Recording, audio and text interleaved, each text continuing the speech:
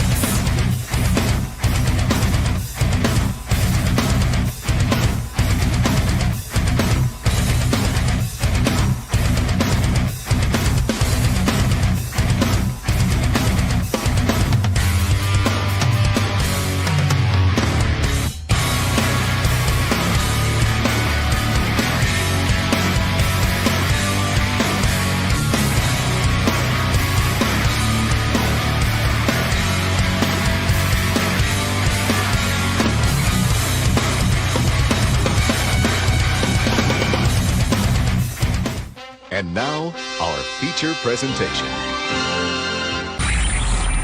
You are watching a master at work. Go get some! What's up, everybody, and welcome to another episode of the Combat Club. Capitán Rafucho and Zenith bringing it to the best of the best of combat sports. MMA, boxing, wrestling, because in this club, we're born to fight anywhere, anytime, anyone. And this episode is going to be fully loaded because I understand that it is the Valentine's Day. So it's going to be like a great day to hanging out with your girlfriend and everything. But right now, it is the perfect time to talk about MMA, boxing on this weekend because it's going to be unforgettable. So right now, in this episode, we're going to review everything. What happens to UFC 312 between Dricus du Plessis versus Sean Strickland, which, as a matter of fact, Dricus du Plessis, they just won against Sean Strickland. But, you know, there's a lot of issues coming up there. But you know what? I'm just going to let one of my co-hosts talk about. So, how you been, Science? So we're about to get ready. What an intro, man. What an intro. Gets me every time. What a bomb intro. Want to say what's up, Daniel, man. Shout out for being here tonight with us on a Friday night. Excited to talk combat sports, man. We had 312 this past weekend. Really, really good card. Although the main event didn't quite, go the way I wanted it to go. Absolutely amazing, fun fight, fun night of fights. I know we have 251 coming up tomorrow with Jared Cannonier and Gregory Rodriguez. But that being said, though, 312 is what we're basically going to be focusing on tonight, guys. If Lou hits us up later on in the show, he might come on and talk boxing. So make sure you guys tune in for that. I know Lou is, I believe he's now 16-0 in not only picking the who's going to win the boxing fight, but but what round they're going to win too. So I know on the Combat Club, we say we're going to talk WWE, we say we're going to talk combat boxing. But at the end of the day, man, it's been a while. So I know there's a lot of boxing coming up. So if he doesn't make it on this episode, he'll for sure make it on next week's episode where we'll talk a lot of great boxing fights, even one going on tonight as well. But you know how me and Raphael do it. We just are the UFC specialists. And man, am I excited to talk 312. What a main card it was.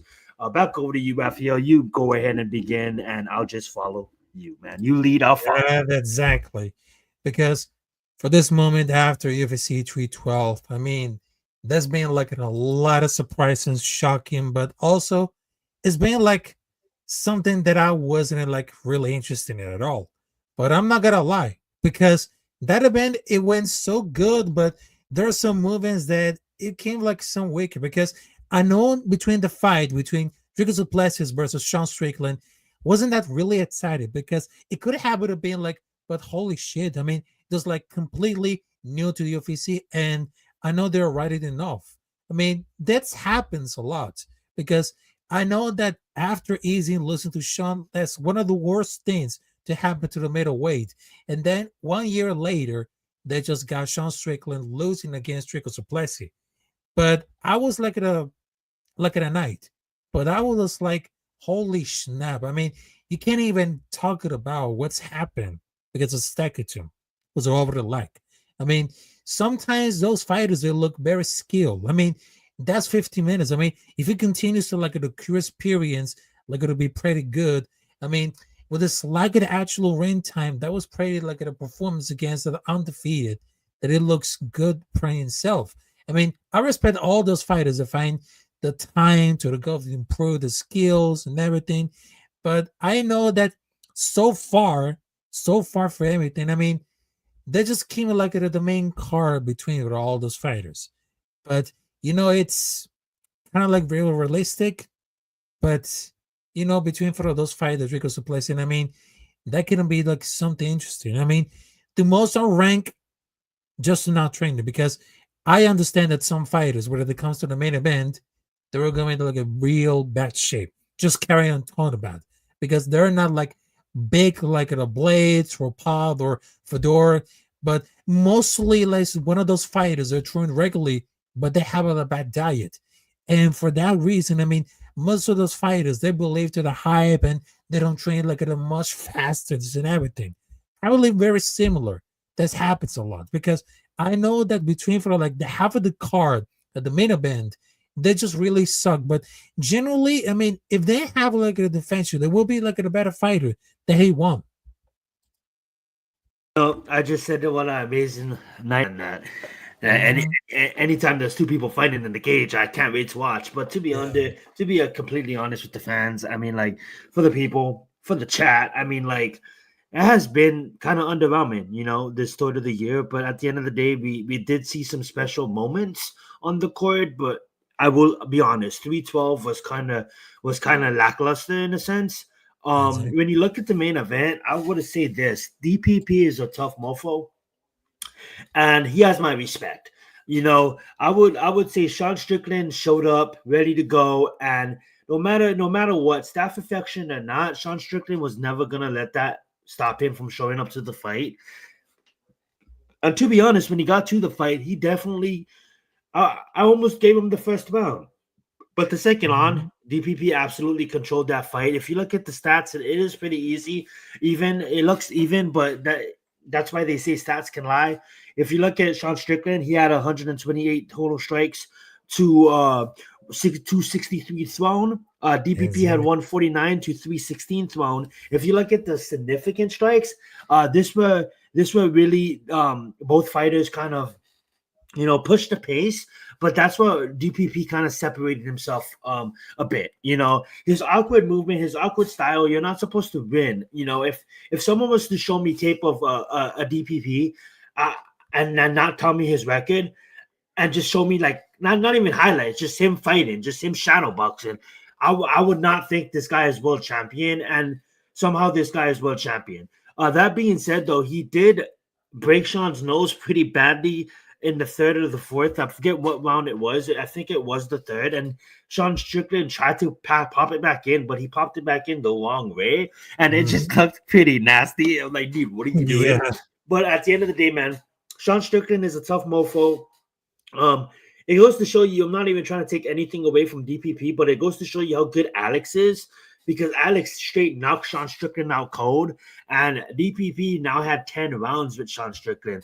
And I think, regardless of knocking him out cold or not, I just think that comes down to that's actually better on DPP's part, because that's experience.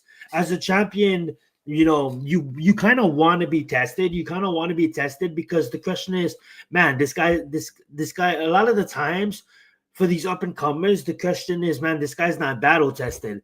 And when you go 10 hard rounds with Sean Strickland and you just come off of a win against Izzy, there's no defining it. You just come off knocking out Robert Whittaker as well. So you have Robert Whittaker, Sean Strickland, and Izzy. Some of the three best middleweights that the sport has seen outside of Anderson Silva and a few others. That is props to DPP.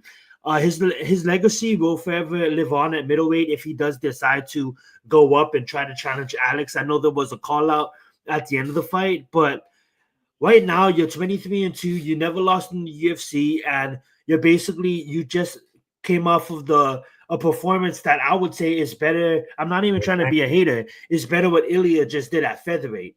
Yes, Ilya knocked out Alex, and yes, Ilya knocked out Holloway, and I'm not trying to take anything away from Ilya, but when you have DPP beating Robert Whitaker, beating Izzy Adesanya, and then beating Sean Strickland, that has to stand for something.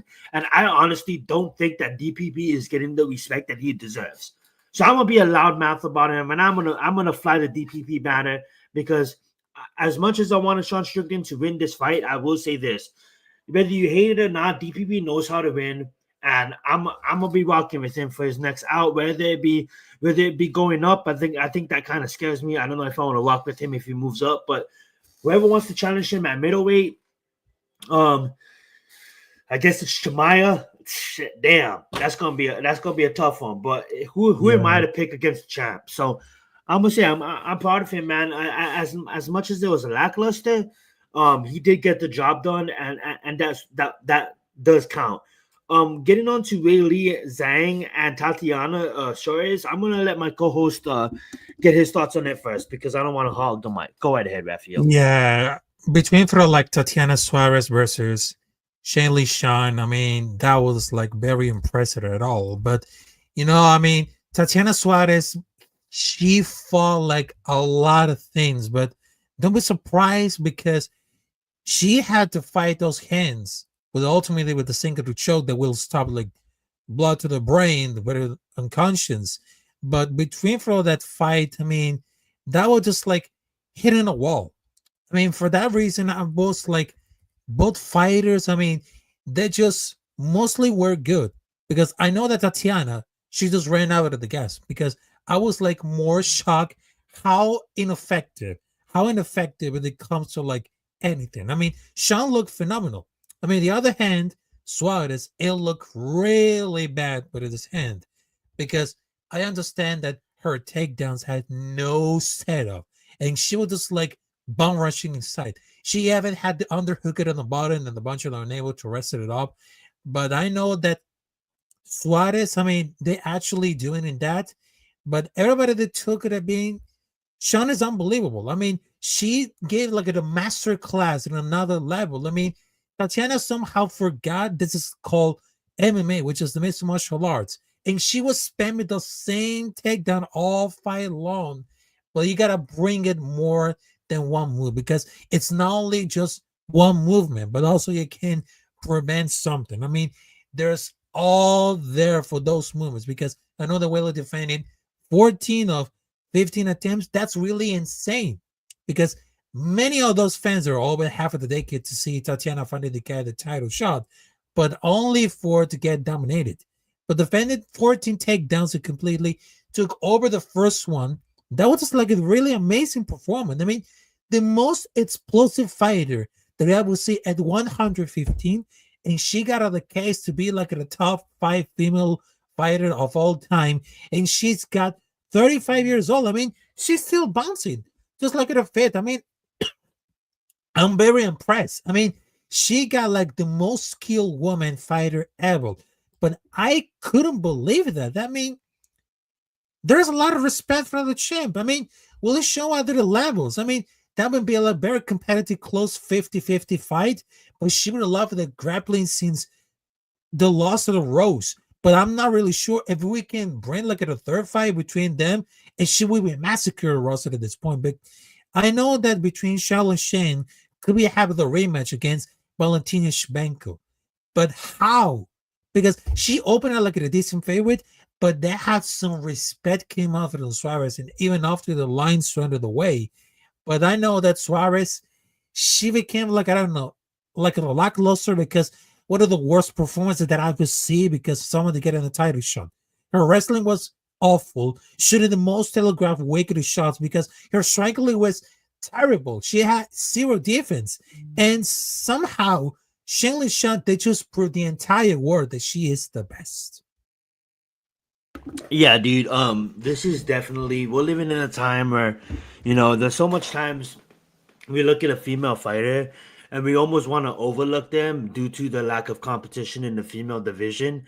And then they do something special. And Weili is that fighter, She comes into the sport going 0-1, goes on this significant win streak, gets signed by the UFC, goes 5-0 in the UFC, and gets matched up against one of the best strikers that the UFC has ever seen in the female division, and all of the divisions combined, in Rose Namajunas.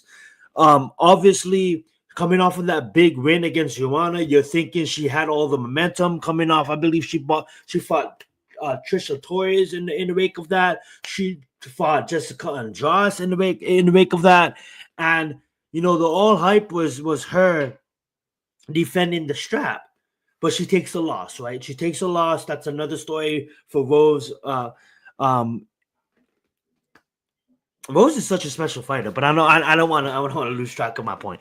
That's another win for Rose, right? She comes back, tries to gain. I believe she kind of rushes back, right? She loses in April. She kind of rushes back in November to fight Rose. She ends up losing again. She ends up almost getting knocked out, but doesn't, Then she comes back after losing twice, right? So this is a fighter that literally is 0-1.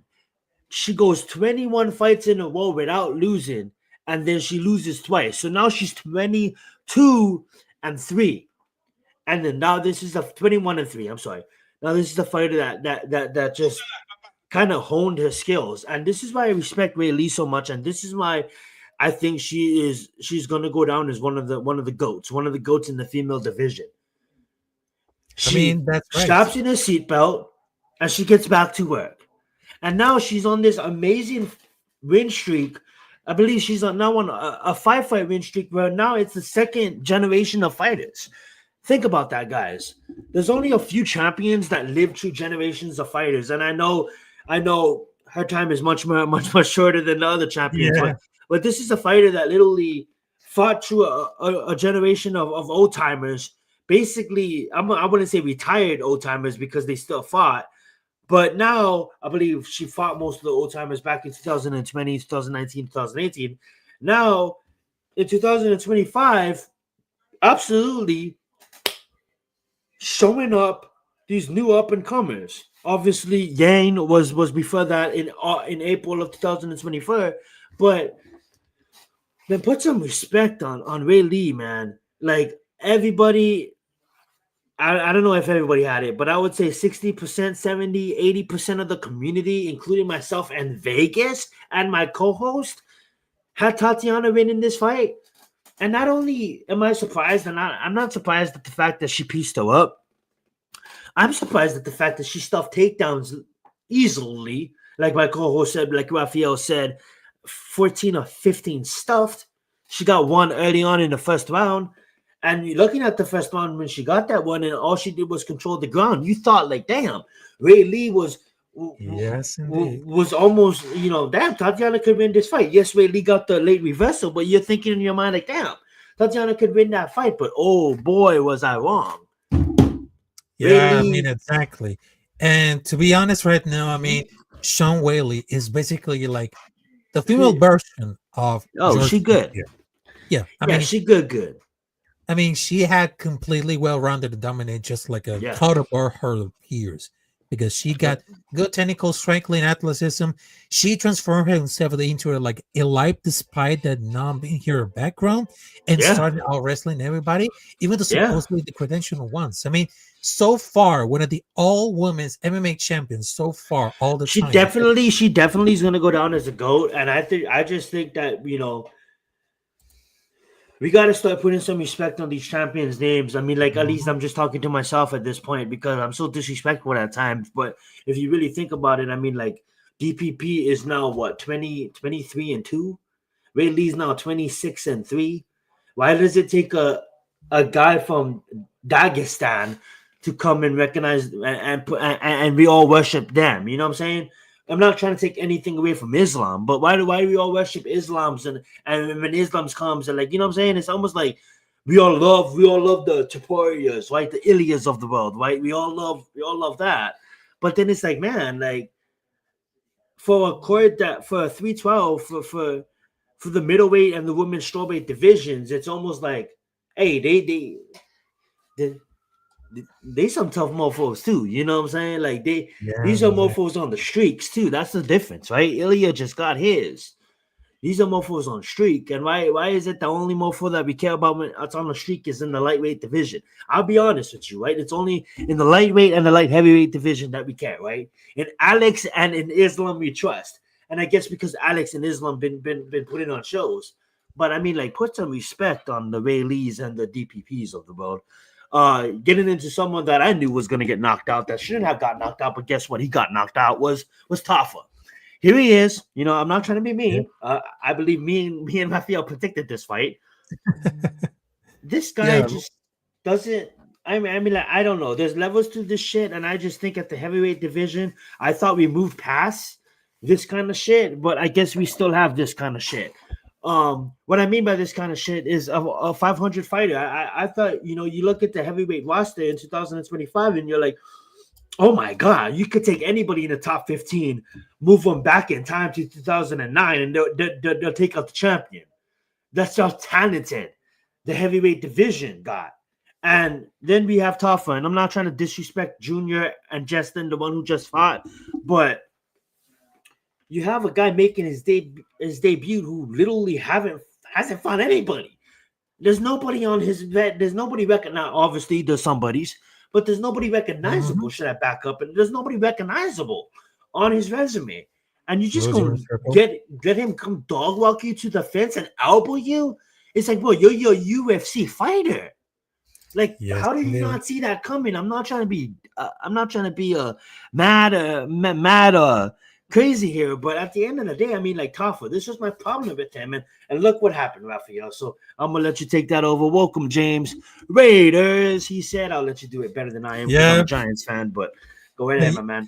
Yeah, even though he's a Giants fan, but I'm Las Vegas Raiders fan. So there you go. So salute to you, James Fairpool. But look, after and I will say this. My sister does live in Vegas. I live in Cali. I'm in Vegas at least 3 to 4 times a year. Vegas is my second home. If I had a second team, I don't know if I'll pick the Raiders. But hey, I'm nothing but respect for the Raiders. I'll be honest. I have to be more. I don't know. But you know what I'm saying? Like, I have nothing but respect for the Raiders. Go ahead, Rafael. Yeah. All right. So after we just saw like the main event and the co-main event of UFC 312, now that you mentioned Islam Makhachev, because I know that what I just saw off of like the social media, because Islam Makhachev said that he will fight against Ilia Topuria, but only after Ilia earns his shot. Because whatever they say, I'm not going to give up his shot. I don't think Ilia did anything to move up. I mean, like, I'm a big believer of people like GSP. Because I grew up with that, right? I grew up with the Anderson Silvas of the world. I grew up with the GSPs of the world. I know of, and I used to watch as a casual when the George the Randy Coutures and the Icemans and the Tito's was fighting, and the Jeans Pavlers was fighting. But I became a hardcore back in GSP days, and in GSP days, you stayed at your division, you defended your division, kind of like Mighty Mouse, Demetrius Johnson. You know, put some respect on his name. One of the greatest to ever do it in all weight classes combined.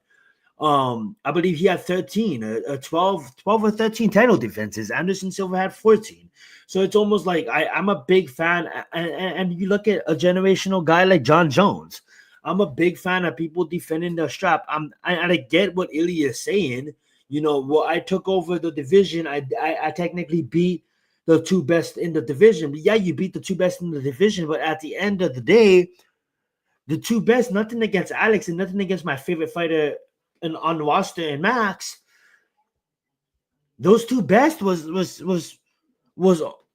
going to be retiring in 5 years, closer than the 2 up and comers. And yes, we have an undefeated guy that takes everybody to the decision. But what about Diego Lopez? Diego Lopez is a hot commodity on a 4-fight win streak. They certainly sold to get that title shot. Now, if you ask me, I give it to Amir. I believe that's his name, Rafael, Amir. Because Amir is on a like a 18-0. Yeah, he has 9 decision wins in a row, and yes, Ilya, he's saying he's a boring fighter, but at the end of the day, I respect Ilya for his game. Like, he's there to put on a show for us fans, and as much as I didn't like him at first because I thought he was cocky, I mistaked his confidence for cockiness. And now that I realize, man, this guy is literally like an MJ in a sense. Like this guy's calling his shots and getting it done. I do think Yeah, I would rather see him face a Diego. As much as I want to see him face Islam, I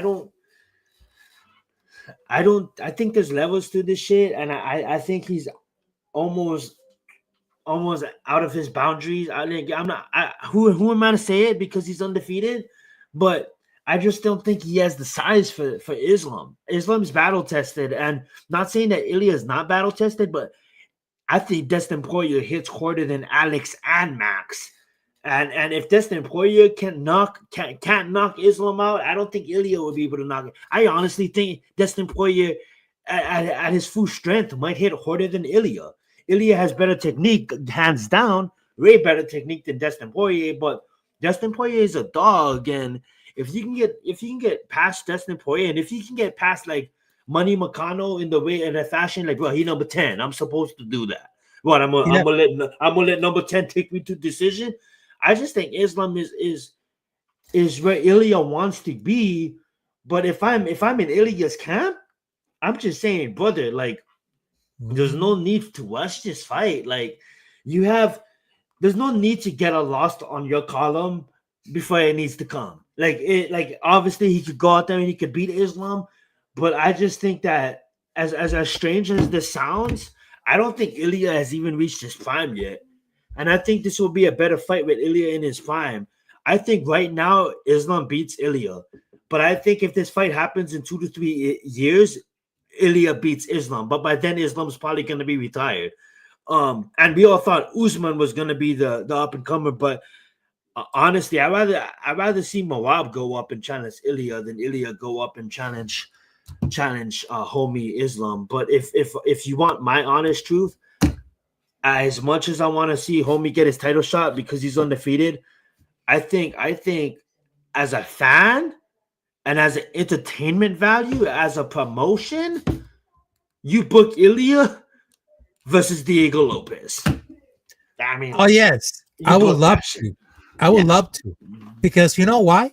We need new blood, because all those persons that are really tired of seeing like the same faces in the title picture of those lighter weight classes. I mean, Moretti, it's just like the spice of life. Ilya Topuria not be around the featherweight for much longer, and they do like the kind of thing and move up. We need to see like it against not only for the bets, but also his contemporaries, how legendary it could be. Because I think that when you're talking about Diego Lopez, I mean, that could be like the next big thing. Because I know that Ilya should get Lopez. I mean, the winner Aljo versus Mostar would get a whenever wins that. I mean, Diego has 5 wins ever since he lost a controversial decision to Movsar. It's crazy that some people actually they want. Yeah. Yeah, I mean, like, share my screen. I'll let you continue talking. But I think if you're Ilya, I'm not saying you can't move up. I don't make the fucking rules. What I am saying is you have work to do, bro. You have work to do in your own fucking division. So don't be running away anytime soon, because I didn't mean to click on him.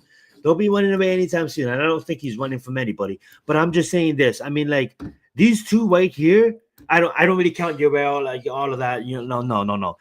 If you really want to make a name for yourself, you beat these two motherfuckers back to back, and then you can do whatever the fuck you want to do. If I'm in his camp, I'm telling him, bro, you go out there and you dominate Diego Lopez, and then you go out there and you finally get this motherfucker his title shot. That's 19-0. Nobody wants to fight him because he's going to the decision. Are they scared, or does he just know how to win? I think this is a guy that just knows how to win. This guy is putting away people after people after people after people. Exactly. It's boring as hell, but I think that's someone that knows how to win, right? So if you're so-called a legend, right, in your own right, you go out there, you beat Diego Lopez, and you wrap that up by beating Mozart in 2025, and then in 2026, you can fully dedicate your whole training camp to this guy right here. But because at the end of the day, there's still Orman. There's still so much people that's this, and I get it. Dana White would be Dana White. He'd be like, Orman don't deserve a title shot no more. We took that away from him. But I'm not saying Max Holloway is going to be fighting for the title shot anytime soon, but there's no reason to follow him. There's no reason, Ilya, to move Red Max Holloway to light heavyweight. Because if that's going to happen, obviously, if that happens, Max Holloway shouldn't be ranked because Max Holloway is never going to fight at featherweight again. But if that happens, then maybe we get Diego versus Alex, or maybe we get Morzo versus Diego. But that being said, I do want to see Ilya defend his spot, man. Like there's people to fight right here. I get it. You fought Max and you fought Max and you fought Alex, but dude, there's two fighters right there, bro.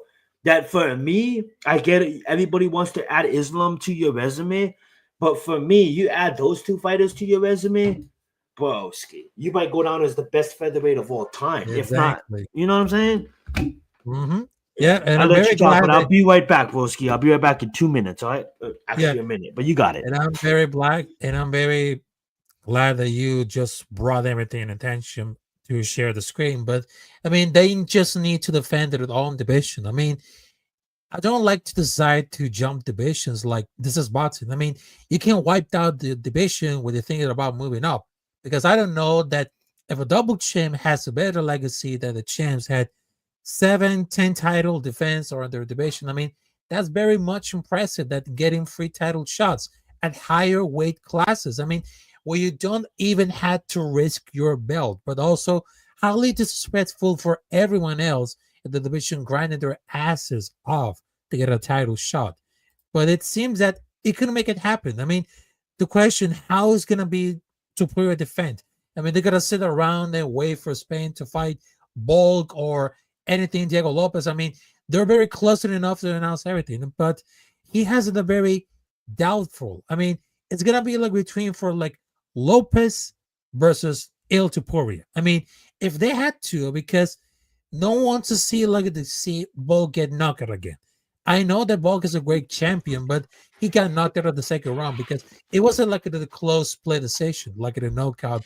But why we get an immediate rematch? I mean, Lopez was a backup fighter. Why not Bulk? But I don't think it's gonna be really possible. But Lopez should be like the net, but it looks like the UFC wants Bulk. I mean, it's gonna be risky, but it's gonna be like a 5-round match against Evolve, but it's gonna be like ready.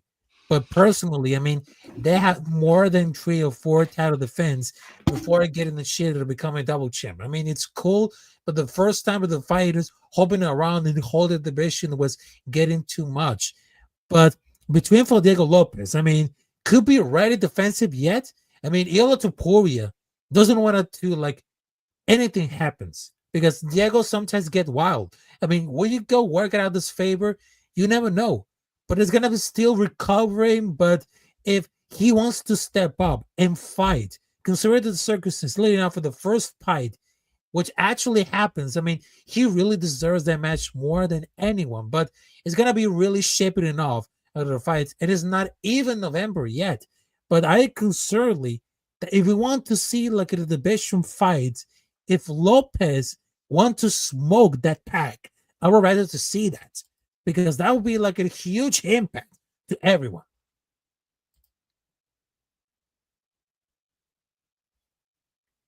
I think you muted. Yeah, I was just double checking some stats to make sure I got this. My take correct. But yeah, so that makes total sense because Ilya is a fighter that just became featherweight champion. Like I get it, you became featherweight champion. And you have back-to-back wins against the best who did it at the division outside of Aldo and Connor. But at the end of the day, you still didn't clear out your division because you have Diego Lopez there and you have Ezolov there. At the end of the day, that's why I'm opposed of Ilya moving up to fight Islam. Moab. Let's look at Moab. Why I think Moab moving up to fight Ilya makes sense is because of what you said and what we've been talking about is Diego Lopez versus Ilya makes the most sense. But if someone wants to move up, it should be Moab. He cleaned out his division. Moab has wins over Sean O'Malley, wins over Peter Yan, a win over Umar, a win over Cody, a win over Marlon Vera, a win over Henry Cejudo.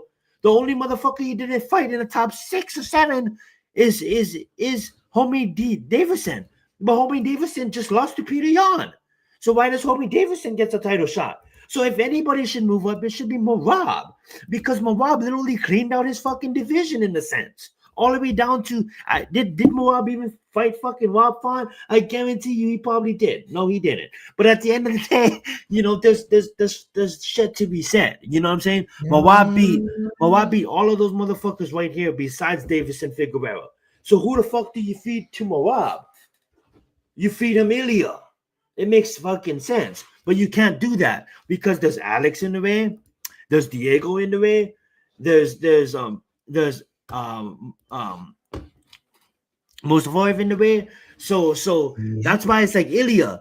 Like, I'm a hardcore fan and I tweak on this shit. You saying you want to fucking go and fight Islam is you just caring about his name and not really giving the opportunity to Diego Lopez or Mozart. I get it. You want an exciting fight? Okay, you want an exciting fight? Here's your fucking exciting fight. Moab. Before you go run away and try to follow Max to light heavyweight, I like lightweight. I'm sorry. I believe there's challenges to be met. And if you look at Moab, there's no challenges to be met. What is he fucking gonna do? He's gonna wait for a competitor to rise out of all of these guys. And what I've seen him do against Umar, he beats everybody on this fucking list. He beats everybody on this fucking list. There's only one person on that list that probably can beat him, and it's Sean O'Malley. If Sean O'Malley really fucking takes his training seriously and really comes out there in the second fight, if it does happen, and really fucking hones his fucking skills. But outside of that, Umar is gonna need a couple more years to get what we all think Umar was, which he wasn't. Umar's brother is there, but Umar's not there yet. Will Umar become one of the best fighters that we ever seen? Maybe. But right now, what he just did against Moab, it doesn't look likely. So if anybody's going to move up, you reward Moab with a move up. If Ilya moves up and he fights Islam, am I going to be sad? Fuck no, that's an amazing fight. But if anybody's going to get rewarded, you reward Moab. And that's what they're forgetting. It's a reward. To move up and go capture a title, a second title, it should be a reward. It shouldn't be taken lightly. There's few that ever did it. And I almost look at that as like, that is like, that's a prestige moment. You know what I'm saying? And then I don't know, to compare it to anything, it'll be like you worked your ass off to get to that level where the UFC respects you enough to be like, yes, we want to see you compete for a second title, you know. And nothing against Ilya, but I just think there's pieces in his path, and those pieces are Diego, Alex, Mozart, and Moab. But I'm gonna stop talking. I'm gonna let my co-host say whatever he needs to say. But let's get it.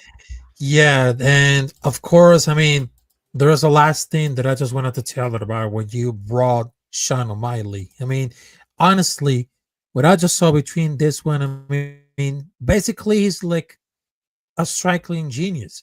I mean, as much his striking is very great, but he also struggles with his opponent, especially stances what he does. But why between for that fight between Sean Strickland versus Chito Vera, and those fights were all the comparison to the rest of his career? That's like the easiest way to mess with a switch hitter, sort of to him. But I know that between for the first fight, the side I was just like, oh my goodness. But then I just watched him fight. I had to see like who else is fighting. There was like a huge respect. But I know that his striking defense is very suspected, but he have the reason to working on it.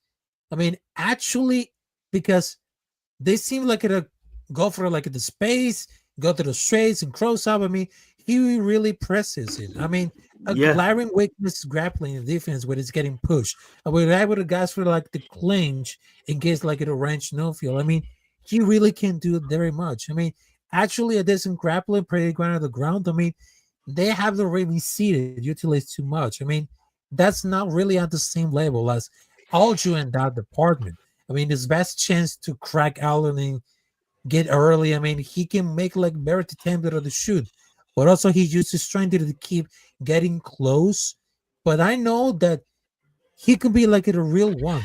I mean, it's like the real star that could happen. I mean, the last those fights are really great, but the problem is, I mean, aside from those fights, I mean, they're probably not the best one. I mean, they're really like this is pretty neat, like the stars right now, but also he's a star. But a few years ago, where they have like well, Conor McGregor, but now how many active headliners get the really kind of the our attention he does? I mean, at someone has to totally like something right, something wrong, but I know that the UFC doesn't think that Sean O'Malley is a star. He is a star because he just tried to sell him, and that was just like I mean, we'll kind of look at around wondering that time will be different. I mean, compare this natural to the mic, but I know he's a great striker who comes to the crowd like everything. He would be like a beggar if the ad would like actually very quiet. And here's the thing, dude. That's why, like, I say out of all the whole list, I mean, like, I look at this list of 1 through 15, and like, yes, don't get me wrong. There's a lot of goats coming up as well. You know what I'm saying? But at the end of the day, I look at who's gonna get rewarded the championship the soonest, and you're gonna look into the top 5, right? We even add the Davison on that list because Moab could easily, if the UFC forces Moab to say, Moab could, if we've seen it happen before, Moab just hands him a title shot, even though he's coming off of a loss, is because he never fought him. Would that happen? Probably not. I think the Sean O'Malley fight happens because Sean O'Malley's entertaining and it still sells. And here's the thing I look at it. I think Sean O'Malley really overlooked Moab in the first fight. And I don't think it's Sean O'Malley that we have to worry about. I think it's Tim. I think Tim got embarrassed. I think that whole team got embarrassed. And I just think that with Tim Roche and Sean O'Malley back in the lab and training, like they already know how to strike. They've been doing it for years. They don't need to train striking. I think they need to take takedown defense. Easily said than done when you're going against a machine like Moab. And I'm not trying to play on his nickname, but he is a damn machine. That whole team got embarrassed. And I think, you know, it's you're riding a momentum. You just beat the homie that beat you when you rolled your ankle, and it's almost like you have your podcast going. Like everything is going on this for Sean O'Malley, right? They opened up the spear. You're gonna be the only person, and I honestly think it was kind of like we've seen it with Izzy, we've seen it with GSP, we've seen it with all the greats, right? I just think this was a whole slap in the face. But Sean O'Malley, it's not like he was never taking anything serious, but I just think this is almost like a level up moment for Sean O'Malley. And I think the next time we see Sean O'Malley, it's just going to be completely different. And whoever he's fighting against, good luck. Whether it be Moab, whether it be him fighting to get a contender spot against Umar, whatever it may be, I just think the next Sean O'Malley is gonna come up almost like in a level up mode, and it's basically because Tim. I think Tim is one of the best coaches that the sport has seen for a while, and I think that team is too elite to not improve by this loss. You don't take losses in MMA, you take lessons, and I think the next time we see Sean O'Malley, it's just gonna be a different Sean O'Malley, and I could be totally wrong. We've seen champions win the championship, lose the championship, and then go on a horrific losing streak, a.k.a. Cody. We've seen champions never get a championship shot, lose an interim champion shot, and go on a horrific losing streak in Tony Ferguson. Yeah. So we've seen superstars that was ascending totally fall off a cliff in Cody Garbrandt and in Tony Ferguson. But I just believe that Sean O'Malley is working hard and is in the lab to prepare for the next moment he gets a shot at that title. And I believe he will win back that title. And that's just truly how I kind of feel. It's almost what Izzy kind of did to Pereira. Yes, he was hurt. Yes, Pereira was inexperienced, so he rushed for the kill, and Izzy clipped him and won. But if I'm Moab, I'm getting the fuck out of there. I'm not running from anybody. It's because I beat everybody, and I'm gonna go on for new challenges in the featherweight division. Like, why stick around? I guess if you want to stick around and break records, and like that's the way I say it. Like I was just saying, like, don't move up. I hate people that move up. I hate people that move up and they have work to do. Is Ilya's division? He has work to do. Moab, motherfucker, cleaned out his division. Like, what is left to give him? What's left to give Moab? If you're matchmaking, who in the top 15? I even scroll down for the fam. Who in the top 15 do you give Moab? Because in my opinion, he beats everybody in the top 15. we just seen Umar, the best in the top 15, probably in my mind, outside of Sean O'Malley, get demolished. So unless you're giving it to Sean O'Malley, who the fuck do you give it to? You know what I'm saying? Yeah, it And is. yes, don't get me wrong. There's names down there. But that's unfair to those motherfuckers. Let them rise, Let them rise. They can't just go give it number 15 Montel Jackson. Here, you get a title shot. You know what I'm saying? Yeah, exactly. All right, so ladies and gentlemen, I just wanted to tell you that was like a great show. Then I know that I have a little things to do because I know that I have to stream it about like something about for like the Raiders. But thank you very much. So I suppose because we just have like a special guest with G Nation Inside Sports, where we're gonna leave it to the next week. Well, yeah, he probably got busy and definitely leave it to the next week. And I will say this though, not to diss Montel Jackson, you probably gonna get yours, but give it about 2 more years. You stay on this amazing winning streak. I believe he might be on a 5 or a 6 fight winning streak. Either you keep that winning streak going, or maybe you knock out 3 or 4 more people, and maybe the title shot is yours. We'll see what happens with his, but I'll let you close the show out because it's been a good one, my friend. Yeah, it's very good right now. So I just wanted to tell you, make sure to subscribe to Science Zenith and Capitán Rafucho. So don't be a ninja and subscribe, hit the like button, ring the bell for notifications. And of course, it's been another episode of the Combat Club. In this club, we bring everything, the best of the best of combat sports brought to everything. So I know this is going to be really interesting, but have a great night. Have a great weekend. And same time next week with Lou for the boxing and the preview of that one. The Bucks for the fam. 6 o'clock, guys. 9 o'clock Eastern. 6:30, 9:30 Eastern. One of the two. Just be tuned in on Friday nights for the Combat Club. Yes, sir. All right. Have a great night. And of course, just like what you gotta do for the catchphrase, let's get it. Let's get it.